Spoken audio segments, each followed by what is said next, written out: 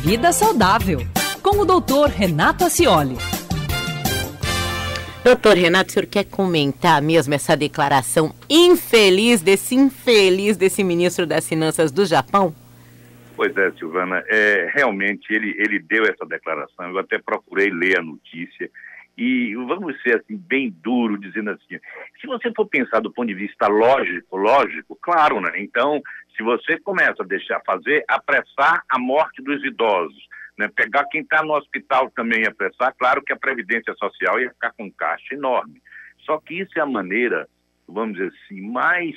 Lembrando, só para lembrar aqui, doutor Renato, aos ouvintes, que declaração foi essa? Foi uma declaração do ministro das Finanças, aliás, ex-ministro, né? Agora ele já não é mais ministro japonês, do ex-ministro das Finanças do Japão, que disse que os idosos, eu estou tentando me lembrar exatamente, foi uma palavra tão dura. Os idosos deveriam morrer mais cedo, né, para não gastar, para não fazer com que tivessem custos hospitalares enormes que caem na conta do governo.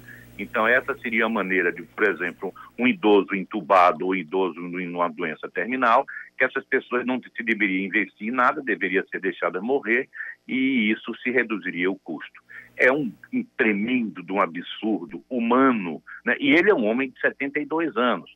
É um tremendo de um absurdo humano, mas, Silvana, o que mais isso demonstra, o que mais chama a atenção, além, claro, do absurdo do que ele ter dito, é por imaginar um ministro de finanças de um país super culturalmente avançado e com tradições como o Japão, que não tenha a cultura preventiva de dizer não. O que se deve fazer é ter idosos sadios e, quem sabe, até produtivos. Todos nós, no dia a dia, Silvana, você vê o seguinte, nós temos...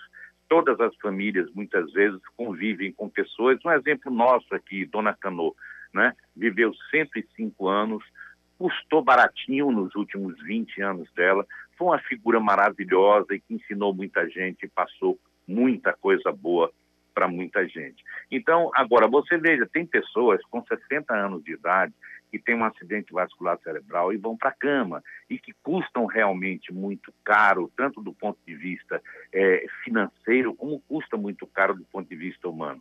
Só que isso tem solução? Tem, Silvana, e é muito simples e barato. Precisa que as pessoas tenham uma educação preventiva e que essa educação preventiva vá se passando de pais para filhos, para que a gente possa ter, no futuro, né, uma população, e no futuro o que é amanhã, e eu estou falando isso para quem tem 35 anos, para quem tem 40, para quem tem 50, para que eles tenham a chance de ser idosos, sadios, produtivos e baratos.